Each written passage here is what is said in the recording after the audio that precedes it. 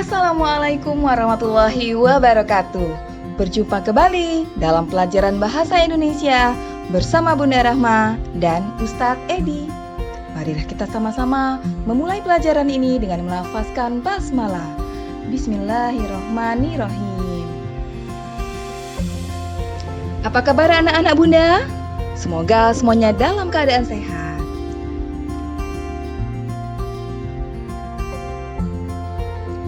Pada pertemuan ini kita masih pada tema 3, tokoh dan penemuan. Subtema 2, penemuan dan manfaatnya.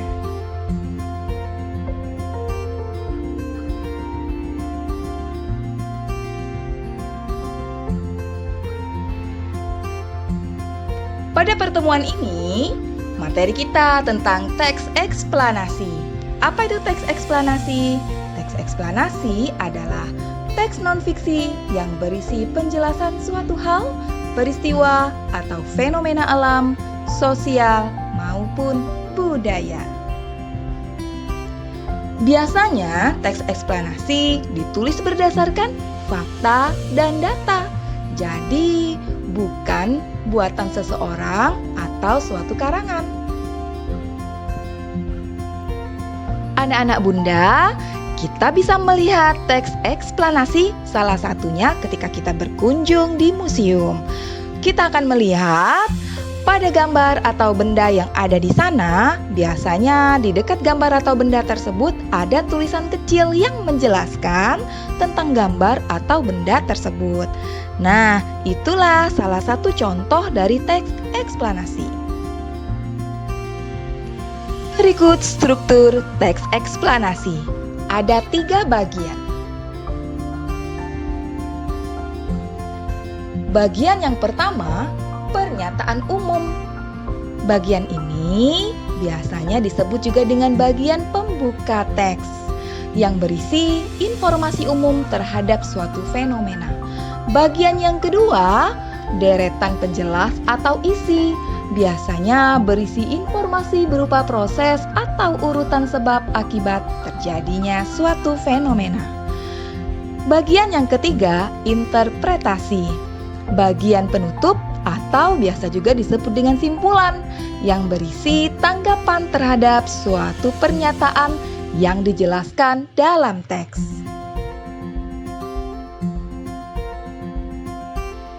Anak-anak Bunda, cara untuk memudahkan mencari informasi dari teks eksplanasi atau kita ingin mencari bagian-bagian dari strukturnya dengan bantuan kata tanya. Apa, siapa, kapan, di mana, mengapa, bagaimana.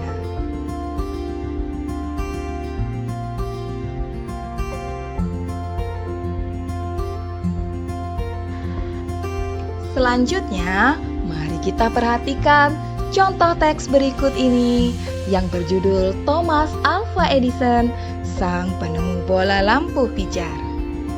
Kita akan berlatih bagaimana menentukan bagian-bagian struktur teks eksplanasi.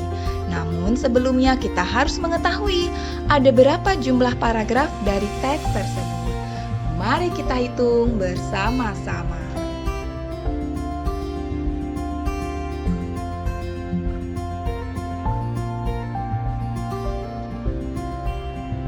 Ini bagian paragraf 1.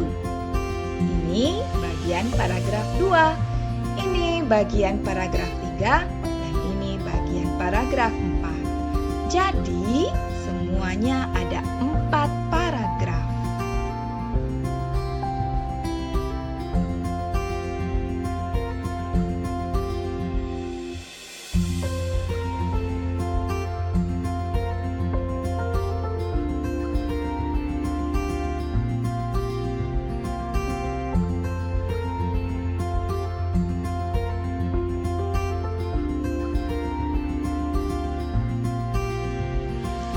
Selanjutnya, kita akan mengidentifikasi informasi pada teks eksplanasi tersebut dengan mencari bagian-bagian dari strukturnya. Paragraf pertama merupakan bagian pernyataan umum, dibantu dengan kata tanya apa. Apa yang dibahas pada teks di atas? Maka kita melihat paragraf 1. Kita baca dan kita ringkas. Jawabannya adalah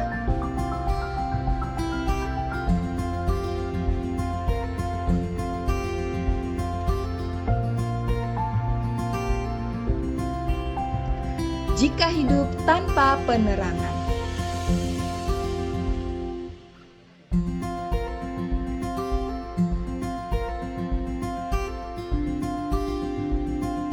Selanjutnya, kita lihat paragraf 2 yang merupakan deret penjelas.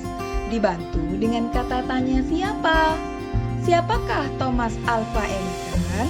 Maka kita akan membaca paragraf 2, lalu kita ringkas dan kita tulis jawabannya.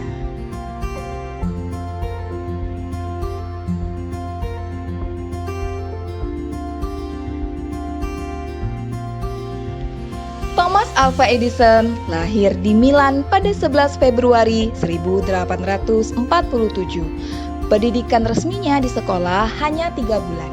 Di usia 11 tahun, Edison sudah dapat membuat telegram sederhana. Dan di usia 12 tahun, ia membuat literatur percobaan hingga tahun 1861 mencetak koran terbitan Weekly Herald.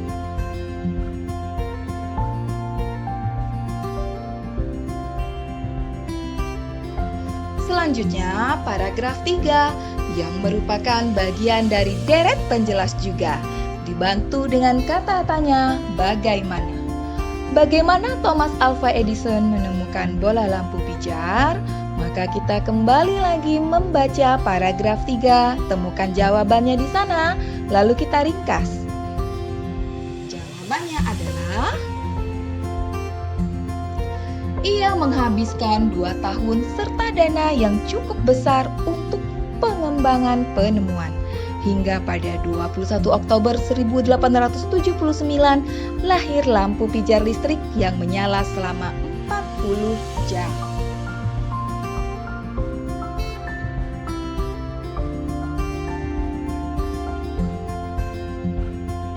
Terakhir, paragraf keempat yang merupakan bagian dari kesimpulan atau pesan atau pendapat pribadi penulis.